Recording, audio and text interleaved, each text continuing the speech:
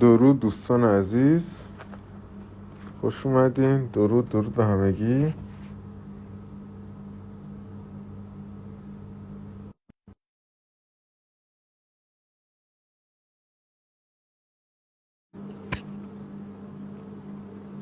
درود به همگی دوستان.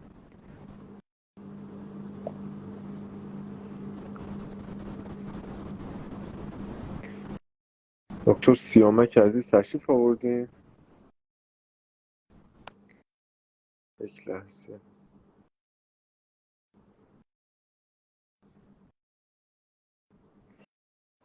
قربان شما والای عزیز. درود به همگی.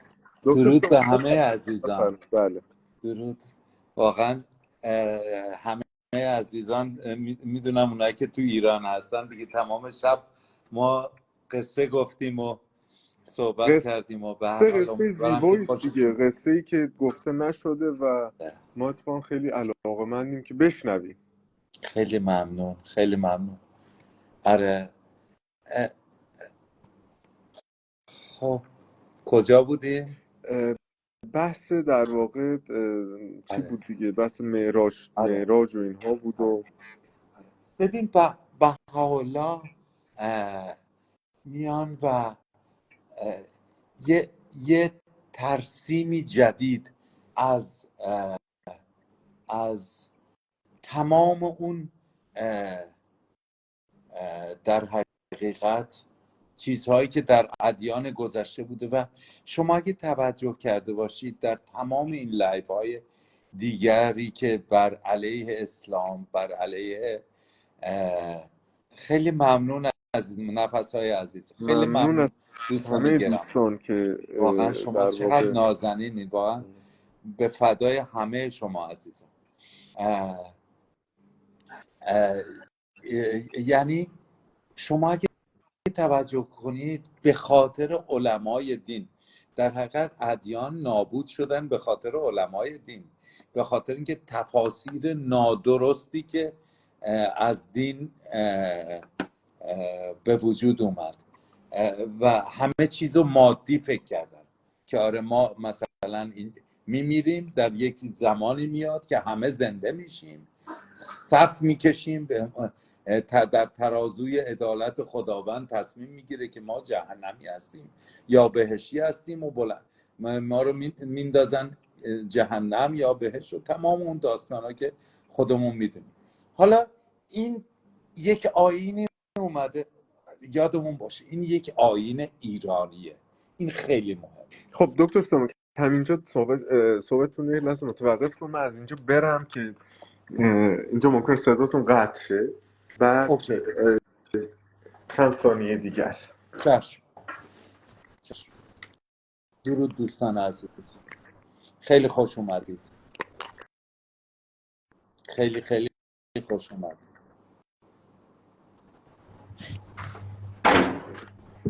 بفرمایید دکتر سیامک. مرسی.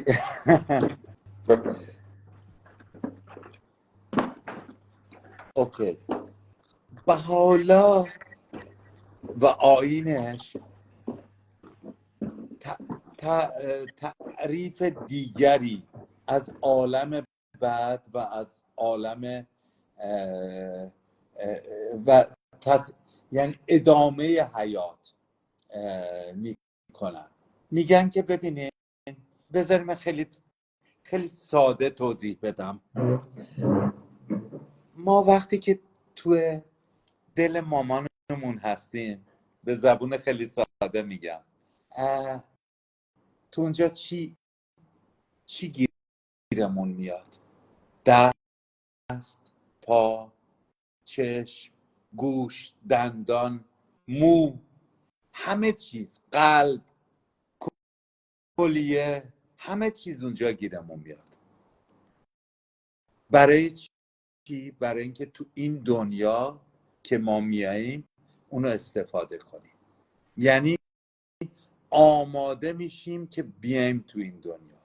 یعنی کسی که اگر دست نداشته باشه تو دل مامانش، وقتی تو این دنیا میاد دیگه اون دست به وجود نمیاد.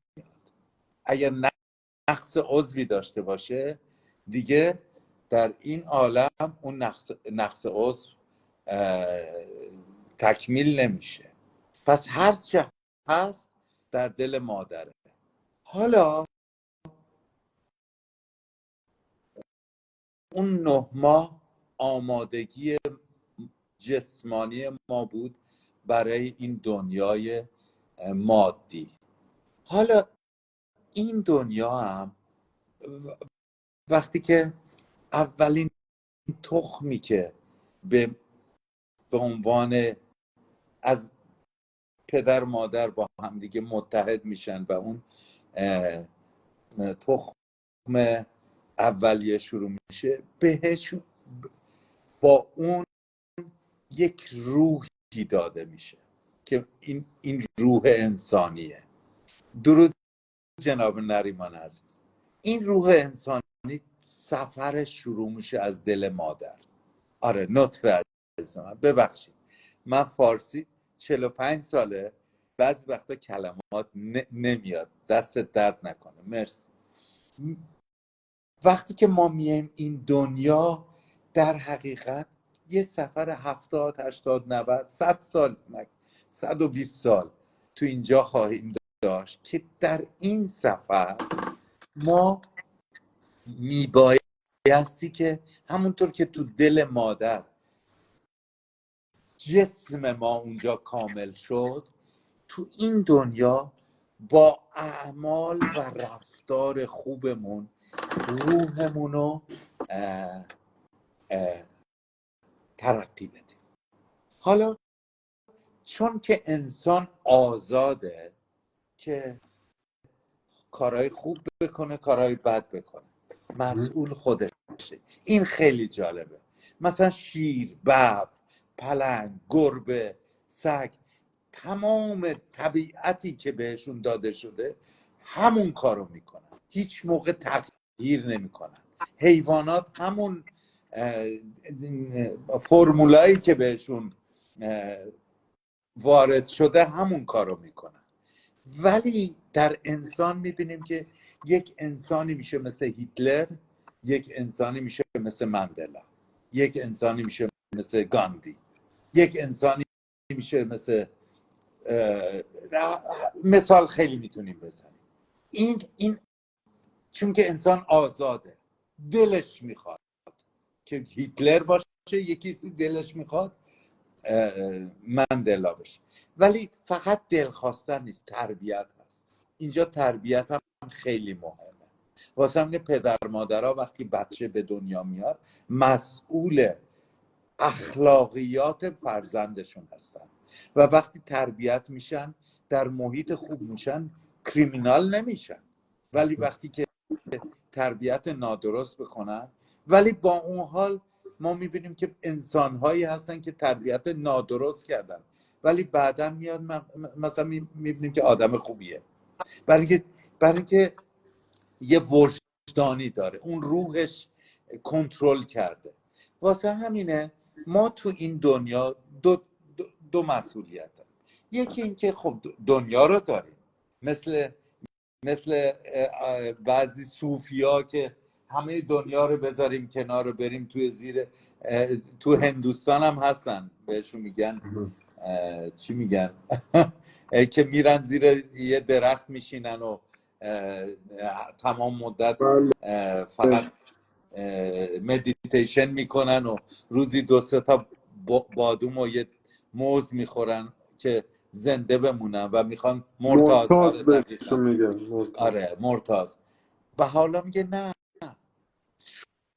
شما میتونید همه چیز دنیا رو استفاده کنید، یعنی حق شماست. حتی میگن که یک فرد حتی اگر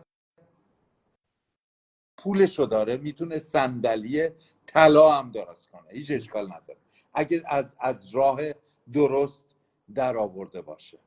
یعنی بشر آزاد و اینکه ما میبایستی که مواظب تن و جسم خودمون باشیم، بلکه این یه هدیه است به ما. یعنی نبایستی به تنمون ضرر برسونیم یا خوراکی های نادرست بخوریم یا اینکه دکتر نادرست بریم. واسه همینه میگه طبیب حاذق برید، پیش طبیب حاذق برید. این خیلی مهمه. یعنی پیش اون تمام اون چیزها هستن ها تو ایران الان پر شده، دعانویس و تمام این چیزها، میگه اینا رو همه رو میگه بریزید دور، این چیزها درست نیست، طبیب حاذق برید. بعد ولی تو این دنیایی که من هستم، خب من پول در میارم، من ثروت دارم، من خیلی چیز دارم یا ندارم خیلی بخور و نمیر دارم، ولی مسئول روح خودم هستم. و وقتی میگم من، منظور این بدن من نیست، این یک کریره از روح من. این من خیلی تفاوت داره از این جسم من. واسه همین جسممو مواظبش میشم، جسممو بهش میرسم، غذای خوب میخورم، همه چیز سالم میکنم، ولی هدف زندگی این نیست. هدف زندگی تعالی روح منه. با خیلی کارها، یکی از اونا خدمات، کارهای درست، اخلاقیات، مثل عشق، محبت، دوستی. ببینید این وقتی شما عشق رو تو جامعه میدین، این یه نوع خدمته. همش که خدمت که فقط پول دادن و اینا نیست، خیلی کارا میشه. خدمت همینه که الان شما جناب دودای عزیز، این که وقتتون رو گذاشتین، شبتونه و دارین روشنگری میکنین، این یه نوع خدمته. تمام دوستایی که الان نشستن اینجا و دارن گوش میکنن، اینم یه نوع خدمته. یعنی از خوابشون گذاشتن و دارن گوش میکنن. خب این خیلی زیباست. خدمات خیلی کارها. البته خب تو آیین بهایی مناجات های بسیار زیبایی هست که ما مناجات میخونیم برای تعالی روحمون و کارهای خدماتی میکنیم. مثلا منی که یه دامپزشکم، البته به فقرا میبایستی که توجه کنم. من نمیتونم فقط به فکر خودم باشم. واسه همینه که بیمارهایی که میارن و بضاعت ندارن، من بدون پول حتی دوا هم میدم. خب این علت ترقی روح من میشه. و حالا میگه که بعد از من، واسه همینه مرگ it is a messenger of joy. ببین خیلی تفاوته. پیام آور شادی است، در واقع پیام آور شادی است. یعنی نه اینکه یه کسی بمیره یعنی مرد، تموم شد، این چیزی نیستش، بلکه روحش میره به طرف اصل جهان. و بعد جالبیش اینه که واسه همینه میگن این واسه همینه میگن اصلا شما گریه و زاری و به سر کوبیدن و به سینه کوبیدن و این چیزا نکنین، بلکه روح اون فردی که مرده ناراحت میشه. مثل یک پلنتیه، یا چی میگن، گیاهیه که از این دنیا برداشته شده و در یک عالم دیگه کاشته شده، از بین نرفته. چون عالم از بین نمیره پس زیباست. و واسه همینه هیچ کس، این خیلی زیباست که هیچ کس با خودش بدیاشو نمیبره. یعنی عالم بد جای بد نیست، عالم روح جای زیباییه که همه با خودشون اعمال و رفتار و به اصطلاح زیبای خودشونو با روحشون میبرن. یعنی واسه ما همینه مثلا بهایی ها.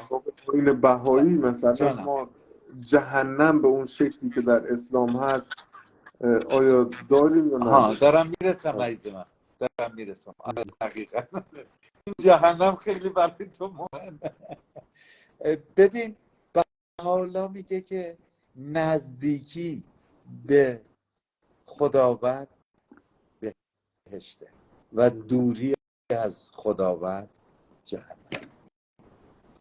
این در واقع یعنی تفکر ایرانی است. این تفکر ایرانی است که مثلا سعدی و اینها هم خب خیلی اشاره کردن توش، میگن که جمال حور نجویم دوان به سوی تو باشم، در آن نفس آفرین که بمیرم آفرین در آرزوی تو باشم، بدان امید دهم جان که خاک کوی تو باشم. خب یعنی که اهمیتی در واقع این تفکری ایرانی. من کاملا در واقع با این حرف 100%. من فقط یه چیزی بهتون بگم، اسلامو زیبا کردن ایرانیا با لباس فرهنگ ایرانی. یعنی هرچی خوبیتی که ما در اسلام میبینیم در حقیقت این ایرانیا بودن، مثل سعدی، مثل حافظ، مثل مولانا که این افکار زیبا رو وارد می‌کنن. و واسه همینه اونجا جای دیگه نیست، یعنی یه جای دیگه ای ما میریم نیست و حالا میگه اینجاست تو نمیبینی. همونطور که تو دل مامانت بودی این دنیا رو نمیدیدی ولی بودی تو این دنیا. ما هم بعد از مرگمون در عالم روح همین جایی نمیریم ولی ما نمیبینیمشون، اونا میبینن ما رو. این خیلی جالب. حالا بعد میگن که آره برای تعالی روح افراد چی کار باید کرد و حالا میگه 3 تا کار، 3 تا وسیله است برای تعالی روح. یعنی یه روحی ترقی بکنه، بالاخره خب ترقی میکنه، حتی اون روح هیتلری هم ترقی میکنه به اندازه خودش، ولی برای تعالی روح افراد 2 راه هست. یکی تبرعات، یعنی به اسم اون فرد ما چریتی بکنیم، مثلا به فقرا کمک کردن یا به خانه مثلا من پول دار باشم خانه سالمندان درست کنم، خدمت کنم، به این خدمات به اسم اون فرد این کمک میکنه. یکی دیگه همونطور که بانو نوشتن دعا و مناجاته، یعنی من برای پدرم و مادرم دعا میکنم، این خیلی تاثیر داره برای روحش.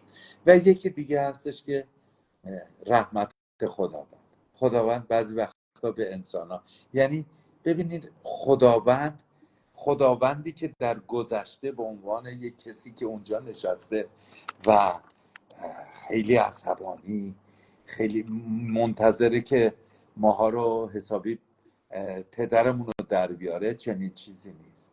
حتی مثلا میگم من یه آدم بدی بودم به خاطر تربیت نادرستم، اون که اونجا هست به قول معروف، اگر خدایی که معتقد باشیم اون رحمتش رو میده که برای اینکه it is injustice، این ناعدالتیه که من توی یه محیط بدی بزرگ شدم بعد برم اونجا بعد مثلا پروازم مثل پشه باشه. میبینی که مثلا اون خالق عالمیان به من رحمت میکنه و منو ترقی میده. بلکه ولی خب عشق ما چیزی مثال مثلا جهنم با آتش و اینها داریم یا نداریم؟ نه، اصلا عالم روح اصلا رابطه ای نداره با عالم جسم. یعنی جسم من اینجا گذاشته میشه و میره، آها، آتشی نیست. شما در اسلام یه مفهومی داریم به نام معاد جسمانی، یعنی هر موقع تموم که شد. در واقع روح منتقل میشه بعد از قیامت جسم اون هم به روح میپیوندد. این در اسلام هست. آره. پس ما در بهاییت همچین چیزی نداریم. نه تعبیر جدیدی شده، مثل اینکه از تخم جوجه اومده بیرون حالا دوباره برگرده تو تخم، نمیشه. این جسم یک وسیله بوده. مهم. میدونه جسم انسان مثل یه اسبیه، مهم. بالاش سوار شده یک روح که مالک اون اسبه. اون مالک اسبه میتونه کنترلش کنه، این ور بره اون ور بره چیکار کنه. این جسم منو استفاده کرده روح من. اگر من بد بودم به خاطر روحمه، نه به خاطر من. به همین دلیل اگر پانیشمنتی باشه، اگر جزایی باشه، جزای روحانیه نه جزای جسمانی. بلکه اون جسم وسیله بوده. مثل اینکه من با یه چاقو بردارم الان یه کسی رو بکشم، پلیس بیاد چاقو رو بگیره و اعدام کنه. همین داستان. نه حالا دوستانی که میگن این تعبیر جسم همون روح است، نه اصلا در اسلام اومده دیگه. اسلام میگه آقا ما حتی میتونیم نوک انگشتان شما رو هم در واقع به هم متصل کنیم و در واقع در قیامت اصلا چندین آیه قرآن در همین رابطه هست که در واقع جسم شما به روح شما متصل خواهد شد و در قیامت به شکل اصلا بهش میگن مواد جسمانی، اصلا اسم داره واسش، اصلا اسم هست راجبش، خب دودای و عزیز، هم میپیونده. بله. برای اینکه اینو توضیح بدم، ببینید واسه همینه باب و بحالا صحبت تسلسل ادیان رو کردن. یعنی تمامی. ببینید این مثلا من یه مثال میزنم. من مثلا یه نوه‌ای داشته باشم که 6 سالشه، بعد مثلا درس نمیخونه. من چیکار میکنم؟ بهش میگم که آره عزیز من، تو درس بخون، اینا رو بنویس، اینا رو بنویس، اگه بنویسی من به تو شکلات میدم. خب این خوشحال میشه، شروع میکنه نوشتن که شکلات گیرش بیاد. ولی هدف من اینه که اون تحصیل بکنه، اون ترقی بکنه. ولی این شکلات یه وسیله بوده برای بچه‌ای که نادانه، نمیدونه بله. که چرا بایستی تحصیل کنه. ولی وقتی که بزرگ میشه، مثلا داره دیپلم میگیره، اگه من بیام بهش بگم که عزیز من تو بیا امتحان کنکور تو خوب مطالعه کن که من به تو شکلات بدم، اون پسر مسخره هم میکنه که بابا بزرگ چی داری میگی؟ مگه من میدونی چی میگم؟ چون ترقی کرده فکرش. بشریت هم این بوده. عرب نادان جاهل در عربستان به جز جسم هیچی نمیدونسته. واسه همینه شما ببینین مثلا راضی به حتی به 4 تا ازدواج نیستن، همش دنبال جسمانیاتن. واسه همینه بهشت و جهنمی هم که براشون ترسیم شده مثل همون شکلات جسمانیه. ولی الان بشریت ترقی کرده. واسه همینه بهاءالله اومده میگه نه این چیزا همه بریز دور، یه چیز جدید، یه کانسپت جدیدی آورد. مهم. مهم. خیلی خوب. اوکی. خب این از حالا بعضی از من. حالا بحث اینه که در جواب دوست عزیزمون که اون در واقع لایف ها رو برای من فرستاد، یکی از سوال، حالا برسیم به برخی از سوالات، برخی از حالا سوالاتی که هست. یکی از دوستان این سوال رو پرسیده بودش که آقا شما مثلا حالا آیین باب آیین انقلابی بود، آیین بسیار مترقی بود و این در واقع بهاییت یک دیلی بود یا یک قراردادی بود بین آخوندا و حالا ساختارهایی که بودن که این آیین باب رو به انحطاط برسونن و اینکه مثلا اشاره به این که مثلا یکی از استدلالاشون اینه که اشاره به این که در واقع شیخیون یا اون در واقع شیخیه، در واقع تفکر شیخی پشت قضیه هست، اینه که مثلا باب رو تخریب کنن توی امور. یا اینکه مثلا حقوق زنان که در آیین باب بسیار محترم دانسته میشه و اینها، اینا اومدن توی آیین بهاییت هم چیزی نیست. خب حالا من این سوال رو از شما دارم که در جواب همچین در واقع صحبتی که میشه و اینها، شما چه جوابی داریم به اینکه آقا مثلا ما خب در واقع تلیعه آیین بهایی رو آیین باب میدونیم دیگه. در واقع باب تلیعه قضیه است، یعنی ابتدای قضیه است. خب اختلافات کجاست و شباهت ها کجاست؟ اینا خب خیلی هیچ اهمیت داره. اختلافی نیست. ما بهاییان باب رو به عنوان پیامبر خودمون قبول داریم. پس چه اختلافی میتونه باشه؟ و اینکه باب گفته بوده که بعد از من یسر الله میاد، یعنی کسی که خداوند اونو ظاهر میکنه، و ما معتقدیم که بهاءالله اومده. حالا آخوندا اینو درست کردن. اگه آخوندا اینو درست کردن میبایستی تعالیم بهاءالله یه جور دیگه باشه که آخوندا خوشحال باشن، در حالی که همین آیینم صحبتش اینه که طبقه روحانیت بره کنار. و چجوری ممکنه که آخوند باهایی فیتو درست کرده باشه یا با آیین باهایی درست و بعد میچسبونن به انگلیس. خیلی جالبه. انگلیس هر جای دنیا رفته، شما اگه توجه کرده باشید، میچسبه به مذاهب و ادیانی که مردم رو به عقب میکشه، یعنی تا در تاریکی میذاره. شما البته که انگلیس پشت آخوندهای شیعه بودش در تمام دوران، از دوران صفوی به بعد همه رو ما میبینیم که اینا بسیار استفاده کردن از اصلا آخوندهای بعد شیعه. قم النجف بزرگترین مرکز اسلامی لندنه. دقیقا مرکز و پروری لندنه. و جالبیش اینه که تعالیمی که آیین بهایی داره چشم مردم رو باز میکنه، گوش مردم رو باز میکنه. یعنی انگلیس میخواد یا آدما میبایستی بی سواد باشن. انگلیس میخواست، من الان رو نمیگم، انگلیس میخواست که آدما بی سواد باشن، آدما دنبال همین آخوند باشن، خرافات باشن، ترقی نکنن، برای اینکه میخواد نفت ایران رو ببره. یادتونه که نفت ایران رو برای سالهای سال کشیدن بردن. همون کسا بودن که اومدن حتی تخت جمشید و جنوب ایران بسیاری از آثار زیبا، فرانسوی ها بودن، آثار زیبای ایران رو دزدیدن و بردن. چرا؟ برای اینکه مردم جاهل بودن. یعنی دنبال کسایی هستن که جاهل باشن. در حالی که الان شما، حالا که اینطوری گفتیم، من 12 تعالیم بهاءالله رو میتونم براتون بیارم که بسیار زیباست. یکی، اولین تعلیم بهاءالله وحدت عالم انسانیه. یعنی من و شما و همه ماها که اینجا هستیم از یک ریشه هستیم، انسانیم. به همین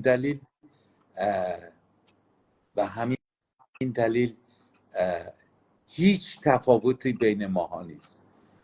و برای اینکه و اگر وحدت عالم انسانی در عالم اتفاق بیفته، تمام مشکلات بشریت حل میشه. شما جنگ ها رو ببینید، موضوع اقتصاد و تمام ظلم های اقتصادی که دو دنیا ببینید، اینا همه به خاطر اینکه وحدت بین بشریت نیست. یک سیستم جهانی نیست که ماها رو همه رو کنترل کنه. ولی بهاءالله میاد میگه که یه سیستم جهانی در آینده خواهد بود. واسه همینه وحدت عالم انسانی رو میذاره پایه دینش. دومین تعلیم ترک تعصبات جاهلیه. یعنی هیچ نوع تعصبی یک بهایی نباید داشته باشه. تعصب نژادی یعنی رنگ پوست، تعصب دینی یعنی هیچ کس به خاطر دینش من نمیتونم دربارش بی‌عدالتی کنم یا نپسندم اونو. حتی یک کسی که دین نداره برام مسئله نیست. داستان نجاست و کافر گذاشته کنار. بعد سومین مثلا تعصبات زبانی، فارس زبان، ترک زبان، عرب زبان. زبان وسیله برای اتحاد بشر. واسه همینه هرگز هیچ زبانی رو ما به عنوان بد نمیدونیم. زبان وسیله است، ساخته بشریت. من چجوری ممکنه که به یک زبانی توهین کنم؟ بعد تعصبات جنسی، شما ببینید تمام، بعد قومیتی هم هست. تعصبات جنسی مثلا میبینید که برای اینکه زنها رو کوچیک کنن جوک هایی درست میکنن بر علیه زنها. ما اینا رو میبینیم، زن کوچیکه، زن ناقص العقله، تمام این چیزا، در حالی که به حالا میگه که این تعصبات رو بذارین کنار. شما مرد هستین یا زن، حتی اگر جنس سوم هستید، یعنی نه مرد و نه زن، به عنوان یک انسان شما رو میبایستی من احترام بذارم. من و حالا یه سوال ازت بپرسم، جواب این دوستی که پین کردن اتفاقا عجب. جواب قشنگی داره. خب یعنی چی نیستش، میگه اگر تعصبی نیست وقتی میبینید آخوند با اسم بهایی شکنجه میکنه خانوادهشون رو، باز متعصبانه میگن بهایی هستن. این اتفاقا جواب قشنگی داره این قضیه که حالا دکتر سیامک میفرماد. بفرماد. آره عزیز من، هیچ اشکال نداره. اینو من این جواب رو بعداً بدم، نه و اشکال هر تایمی که میخواین این جواب رو بدید. من یادم میره الان. به هر حال من چه اینو ببین، تعصب کورکورانه، من گفتم تعصبات کورکورانه یعنی یک چیزی رو تو باور داشته باشی که اون باور نادرست باشه. مثلا تعصب داشته باشم که مثلا رنگ سیاه پوست آدمای خوبی نیستن، یا به سیاه پوست دشمنی کنم، یا با فردی به خاطر اعتقاداتش دشمنی کنم. این تعصب. یکی دیگه هست علاقه‌مندی. تو علاقه داری به یک چیزی. ببین عزیز من، برای اولین بار در آیین بهایی تقیه رو گذاشتن کنار. این خیلی زیباست. یعنی دروغ. به بهایی تو ایران میگن که تو تقیه کن، حالا تو خونت بهایی باش، ولی بیرون میای بگو من مسلمانم. میگه نه، من هرچی هستم اونم. ببین وقتی که تو تقیه میکنی، این فرهنگ نادرست دروغ و عرض شود که دورویی در بین ایرانیان به خاطر همین داستان تقیه است و ما نداریم. اگه این تعصب اشکال نداره، نه ولی این میدونی تعصب بحث چیه؟ حالا بحث تعصب اینجا مطرح شد، من اینجا یه کوچولو اشاره کنم. ببینید من راجع به اعتقادی که خودم دارم اتفاقا باید پایمردی بکنم، واژه‌ای که در پایمردی کنم. ببینید این قضیه فقط راجع به دین و اینها نیست، راجع به هر اعتقاد. ما پایمردی، من مثلا اعتقاد دارم به آزادی، اعتقاد دارم به دموکراسی، من پایمردی میکنم. من مخالف جمله پایمردی میکنم برای اعتقاد خودم، مادامی که اعتقاد من جوری نباشه که باعث آزار دیگری بشه. وقتی که من برگردم بگم که نه، من مثلا مسلمان، فرض کن آقا من میگم آقا من مسلمانم، شما بیخود کردین مسلمون نیستین، شما همه باید مسلمون باشین وگرنه من سرتون میبرم. این میشه اون تعصبی که در برهان قاطع یا جاهای دیگه ازش به عنوان خریت نام برده میشه. وگرنه اینکه من یک اعتقادی دارم و بر اعتقاد خودم پایمرد هستم، میگم آقا من بر اعتقاد خودم هستم دلایل دیگر میاد میگن که اوکی آقا اعتقاد شما مثلا فرض کن آقا اعتقاد من مثلا اشتباه، خب فرض کن اعتقاد من اشتباه، ولی من باعث آزار کسی دیگری نمیشه. شما که دوست عزیز میفرمایید واکسن آبله به یک نوع تقیه هست به گلبولهای سفید من متوجه منظورتون نشدم. واکسن آبله یک نوع تقیه هستن به گلبولهای سفید من اینو متوجه نشدم. ولی کن بذار من اینو به شما بگم، اگر من همین بحث واکسنی که این دوست عزیز گفتن، مثلا من اعتقاد دارم که واکسن نزنم، خوبه واسه من خوبه، ولی چون واسه جامعه مضره، واسه همه جامعه مضره اون واکسن نزدن من، میتونه باعث بشه اگر من بیمار بشم به همه جامعه سرایت خواهد کرد. خب ولی کن من مثلا یک دینی دارم اعتقاد خودم دارم زندگیمو میکنم، کار کسی ندارم. خب کسی نمیتواند بیاید به من بگه که آقا شما باید مثلا دین خودت رو عوض کنی یا فلان. ولی اگر من اومدم مثل همین افرادی که الان در جوامع غربی هستن، میاد دقیقاً داره اشاره میکنه، خب برای چی من مخالفم با این سیستمی که اینا دارن، میاد دقیقاً میگه که آقا ما اصلا اومدیم تو غرب که اسلام رو گسترش بدیم، ما میخوایم دهن شما رو سرویس، ببخشید من از این اصطلاح، دهن شما رو سرویس کنیم. ما میخوایم که نمیدونم این جامعه باید اون جامعه باشه که ما میخوایم. این مشکل سازه، میدونید، این اونجاست که تعصب ایجاد میشه. وگرنه کسی مشکل نداره یه نفر مسلمان نمازشو بخونه، هیچ کس مشکل نداره. اگر شما میبینید امروز افرادی در واقع مخالف این قضیه پیدا شدن، به خاطر اینه که میان در واقع این مسئله رو مطرح میکنن، میگن آقا شما میخواید دین خودت رو به ما تحمیل کنی، میخواید اون باور خودت رو به ما تحمیل کنی. خب اینو ما نمیتونیم بپذیریم. تمام شد. بفرمایید. یک چیزی بگم، شما ببینین حکومتی که در ایران هست 45 ساله به اینا دارن ظلم میکنن، میبرن زندان، کشتن، بیش از 250 نفر رو کشتن، سران قوم، یعنی مغزهای جامعه رو کشتن. چطور شده که یک نفر بهایی رو به عنوان تو اون جلو تلویزیون میارن که از بر علیه خودش بگه؟ چرا یک نفر بهایی رو نیاوردن؟ برای اینکه میدونن بهایی ها تقیه نمی کنن. بذار من یک جواب به دوست عزیزم کیای عزیزم بدم. دوست عزیزمون هست، کیا رو من خیلی دوست دارم.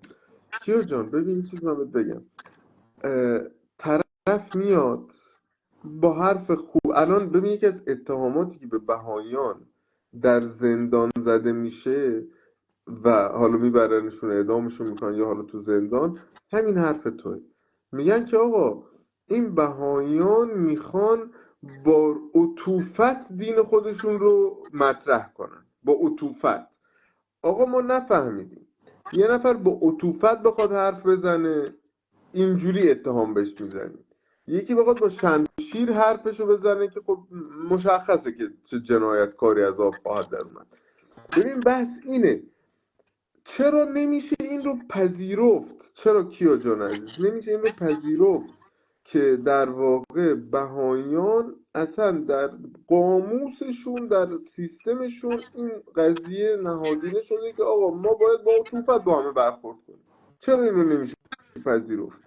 خب از دیدگاه من اتفاقا اینو میشه پذیرفت. آقا اینا همچه حرفی میزنن، میگن آقا ما، ببین من آدمی هم که در گفتم بارها در همین لایو این اشاره کردم، من ایتئیستم، یعنی اعتقاد به دین ندارم، ولی که وقتی دارم به قضیه نگاه میکنم میگم که ما هر چیزی رو نمیشه، ببین قصاص پیش از جرم هم نمیشه شما انجام بدید. خب محمد هم یک دهه اول عطوفت داشت، خیر اینجوری نیست. یعنی ما وقتی که در تاریخ قضیه در واقع میریم، حالا من تاریخ رو دارم براتون، اگه قرار باشه بر توضیح دادن میتونم، بحثمون تاریخ اسلام نیست امروز، وگرنه من یک روزی درباره تاریخ اسلام این بحث رو هم ادامه خواهم داد. ولی که کیا جان اینجوری نیست دقیقا. خب حالا در ادامه صحبت خواهید بفرمایید. ای به کیان عزیز یه چیزی میخوام بگم که وقتی که به دموکراسی معتقد باشیم، وقتی به آزادی انسان ها معتقد باشیم، به همین دلیل چه اشکالی داره که فکر شما و فکر من و فکر دودای عزیز تبلیغ بشه؟ میدونید چی میگم؟ چه اشکال داره؟ مردم که خر نیستن که. مردم اصلا فرض کن، اصلا من یه چیزی شو بگم، اصلا طرف به دموکراسی باوری نداره. خب اصلا فرض کن این طرف نه به دموکراسی باور داره، نه به آزادی، نه به هیچ. این همه آدم توی دنیا دارن فکرشون تبلیغ میکنن. این همه آدم فاشیسته هست، جنایتکاره هست، بابا توی انگلیس سایکوپده داره تفکر خودش رو چی میکنه. الان ما افرادی داریم که ازدواج با محارم رو در همین جاهای مختلف داره تبلیغ میکنه. خب همه دارن تبلیغ. بعد حالا به بهایی میرسه که مثلا داره حرفشو میزنه، صحبت میکنه. ببین من مشکلم با اینه. خب آقا بذار تبلیغ کنه، بذار اشکال چه نداره. اشکالی داره اصلا؟ چه اشکالی داره؟ آقا تفکر خودش رو میخواهد تبلیغ کند، اشکالی نداره تا زمانی که باعث رنجش کسی دیگه ای نشه، آزار کسی دیگه نیست، تفکرش تبلیغ کنه. حالا اگر افراد اومدن به تفکر اون ایمان پیدا کردن، خب تفکر خود به خود بزرگ خواهد شد. ولی اگر کسی به تفکر اون وقتی نگذاشت، اهمیتی به اون تفکر قائل نشد، اون تفکر خود به خود از بین خواهد رفت. خیلی دقیقا. ساده آفرین. قضیه. دقیقا همینه. شما تاریخ ایران رو نگاه کنید. هر موقع که جلو تفکرها گرفته شده میبینیم که خفقان شده و در نتیجه دیکتاتورها به قدرت رسیدن. این قانونشه. وقتی آزادی باشه، همه آزاد باشن که فکر خودشونو بگن، به قول شما اگر جامعه قبول نکرد خب از بین میرن. بله چرا نگرانی؟ بله. چرا نگران باشی؟ اتفاقا بحث ما هم همینه. من به همین دوست عزیزم که اینجا چیشو پین کردم میگه که دود عزیز، ما موافق جمهوری اسلامی نیستیم، ما مشکلاتمون ساختار دینه و الان بحث عدم تعصب بهایی است، وگرنه کلام صاحبش رو ببینید. بحث ما همینه. ببینید من یه چیز به شما بگم، مشکل ما اینه که ما نمیتونیم حرف افراد رو بشنویم. خب ببینید، من الان به عنوان شخصی که دین رو به طور کامل قبول ندارم، اصلا خدا رو قبول ندارم، خود من به شخصه، و استدلال های بسیار قوی و منطقی براش دارم، نشستم پای صحبت دکتر سیامک و دارم یاد میگیرم ازش. ببین حرف من اینه، یعنی ما در هر جایگاهی که هستیم دین رو قبول داریم و دین رو قبول نداریم، ما باید بشنویم حرف افراد مختلف رو. شما در ایران فقط حرف مثلا آخوند رو شنیدید، حرف کسی رو شنیدید، ولی آیا تا حالا شما پای صحبت یک بهایی نشستید از تعالیمش بگه آقا تعالیم چیه؟ دلیل نیستش که من مثلا الان یک نفر بیاد دلایل مثلا استدلال بهایی رو بیاره، من مثلا بهایی بشم. اصلا بشم چه فرقی هم میکنه؟ خب چه فرقی میکنه اگر من پیدا کنم که آقا ایشون دلیلش بسیار قدرتمند هست، خب من مثلا ممکنه به اون چی هم اعتقاد پیدا کنم. ولی کن من اعتقاد خودم رو دارم، ولی دلم میخواد بشنوم، دلم میخواد یاد بگیرم، بفهمم آقا تفکرات مختلف چی میگن. این بخشی از انسانیت ماست. بخشی از انسانیت ما همینه. بخش از انسانیت ما اینه که ما تفکرات مختلف رو بدونیم. ما چه بخوایم چه نخوایم، دیانت بخشی از در واقع جامعه بشری رو از ابتدای بشریت تا الان تشکیل داده. الان هم اگر ما بگیم که ما نمیدونم مثلا دیندار نیستیم مثل خود من، این به خاطر یک تحقیقات و مقالات و بررسی ها و پژوهش ها بوده. خب که ما مثلا من میگم آقا من اعتقاد بالفرض مثلا به خدا ندارم، ولی که استقبال میکنم از هر صحبتی که راجع به این باشه. چرا؟ چون داره به ما یه سری اصول خیلی مهم از انسانیت یاد میده، بهایت باشه یا هر دین دیگری باشه. ما باید بشنویم اینها رو، باید اینها رو مطالعه بکنیم، خب، و باید اینها رو درک بکنیم. مثلا از دیدگاه من وقتی من میگم که آقا مثلا باب یا بهاءالله این تفکرات رو داشتن در اون عصر، در اون عصر انحطاط و اینها، من میگم واقعا انسان بزرگ. و بعد این تفکرات توی تفکرات نسل بعدی بسیار تاثیرگذاره. یعنی اینجوری نیستش که شما فکر کنید که آقا مثلا حالا شما فرض کن بهاءالله پیامبر بوده یا نبوده، مثلا من کاری به اون ندارم، خب مهم نیست. اصلا اون مهم نیست پیامبر بوده یا نبوده، تعالیمش برحق بوده یا نه، من کاری به اون ندارم. ولی اهمیتی که در تاریخ ایران گذاشته بی‌نظیر بدونش کرد. پس ما بهتره که تعالیم اون رو یا بفهمیم بدون ما این چه حرفایی زده که بعدا در تاریخ ایران اینقدر مهم شده. اینا اهمیت داره برای من. برای من اینقدر دارم دقت میکنم. این برای بار دوم من دارم این حرف رو میزنم توی این بار. بفرمایید. خیلی ممنون. بسیار درست میفرمایید. آزاد باشه. افکار میباسی که همه افکار رو اجازه بدیم که آزادانه صحبت کنن و وقتی که صحبت میشه ببینین مثلا جمهوری اسلامی نمیخواد که حتی مردم ایران درباره بهائیات چیزی بدونن.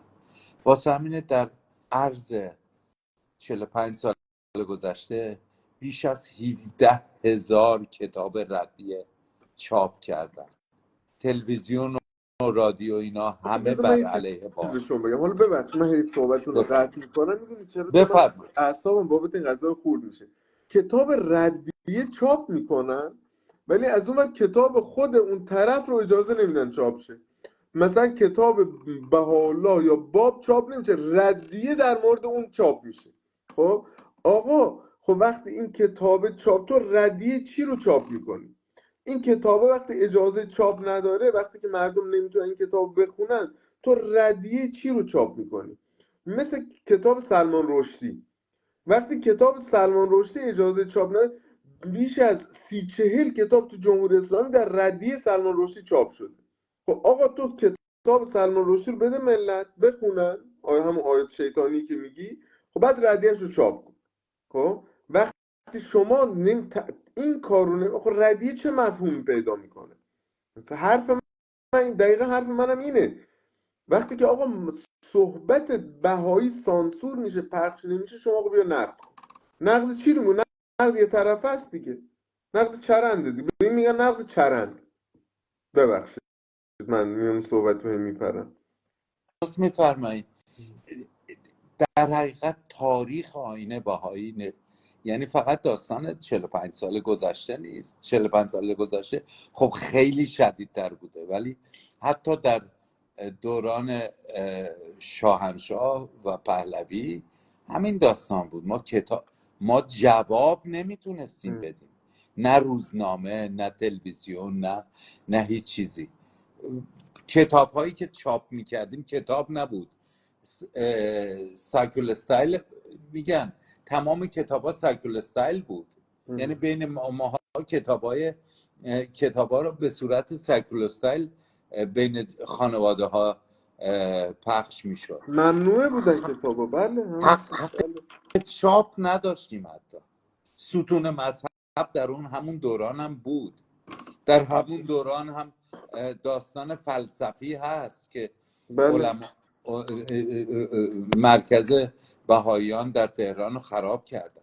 ببینین واسه همینه آیین بهایی یه حرف خیلی خوبی میزنه که دین از حکومت میباید جدا باشه. وقتی دین از حکومت جدا باشه، دین مسئله اعتقادیه. شما باور کنید یا نکنید این مسئله انسان آزاده. و بعد جالبش اینه که 17,000 تا کتاب چاپ کرده این حکومت و به قول شما یک کتاب بهایی هم اجازه ندادن که چاپ بشه. و یعنی چی؟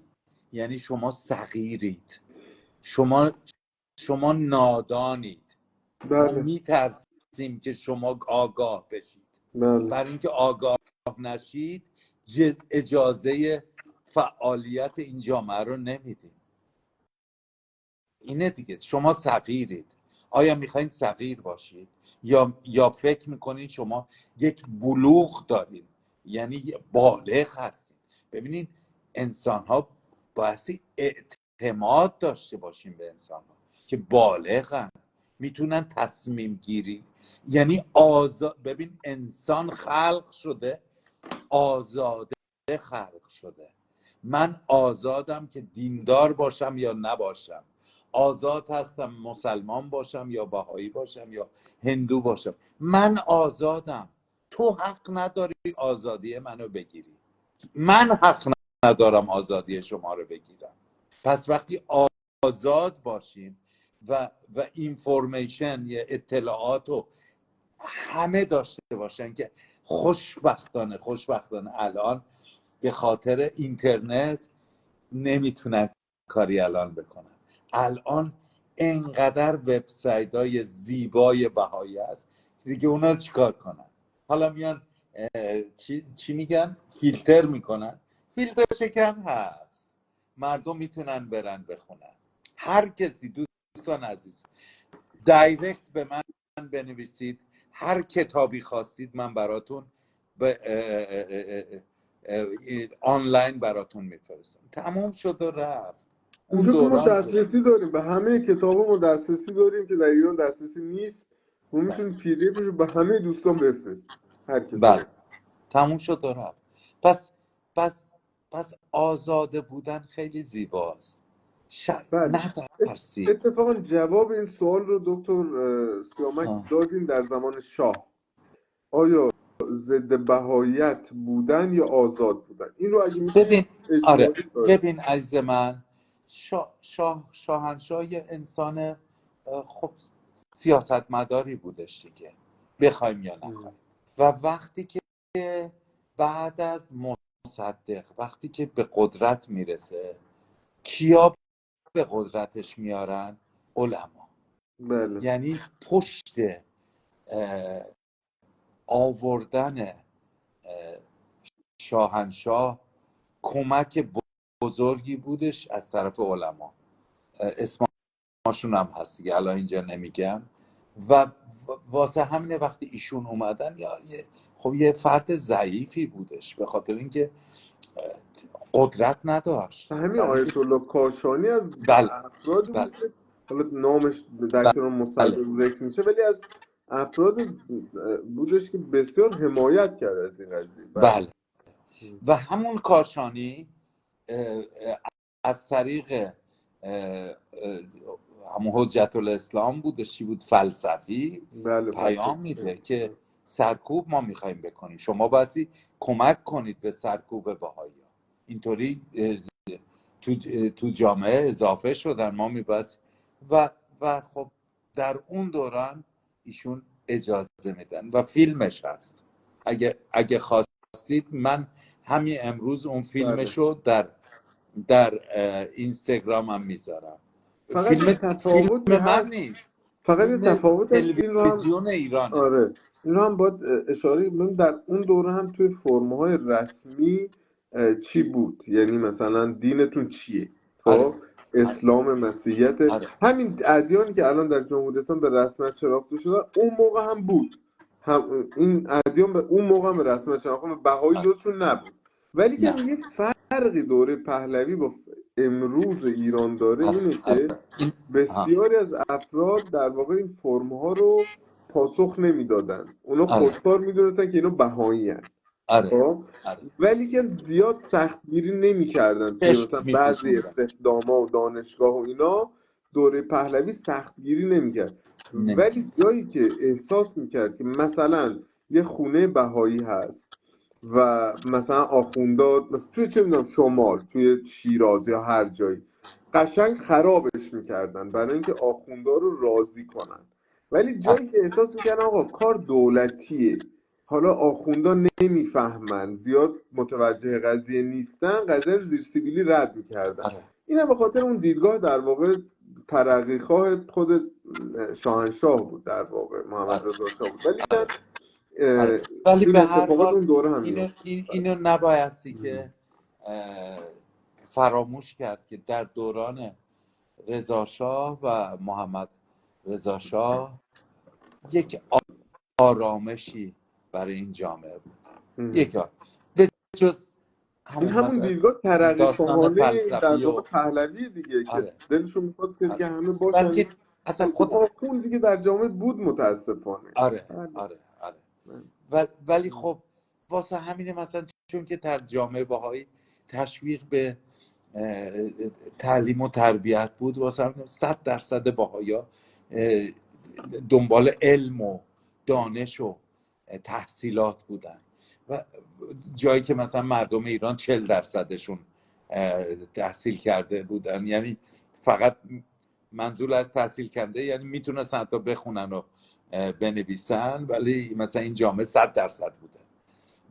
برای اینکه خیلی جامعه جالبه، بهایی همیشه تحصیل کرده بود واقعا. جالبش اینه که قبل از رضاشاه کبیر در دوران احمد شاه به دستور عبدالبها در ایران بیش از 60 مدرسه نوین افتتاح شد، مدارس برای پسران و برای دختران.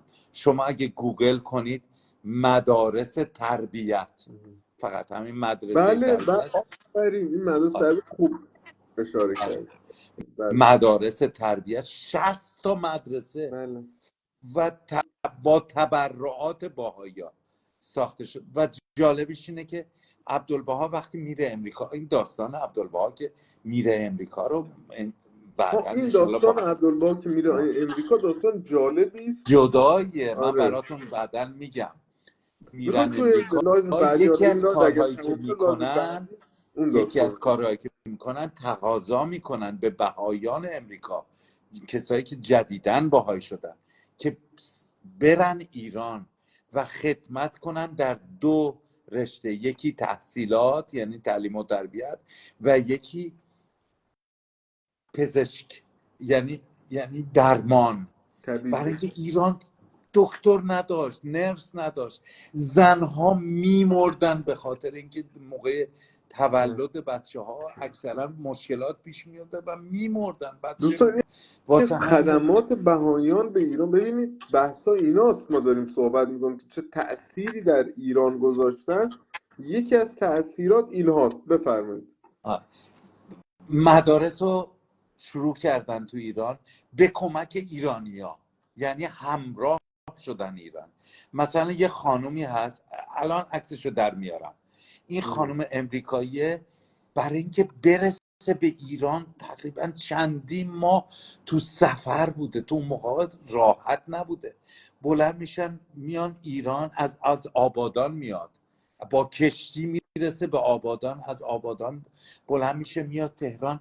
اولین دانشکده یا چی میگن، محل نرس، پرورش نرس رو تو ایران شروع میکنه این خانم. من اینو بعداً براتون خب مفصل اسمش و بریم اینا رو. لایو بعدی، بیایم که همین مباحث رو مطرح کنیم درباره خدمات در واقع بهاییان به ایران، که من اتفاقا من هم داستان‌ها دارم در راجع به منطقه خودمون که اون رو صحبت کنم. آخش بریم لایو بعدی بیایم. باشه عزیز من، بریم باشه، مرسی. بریم.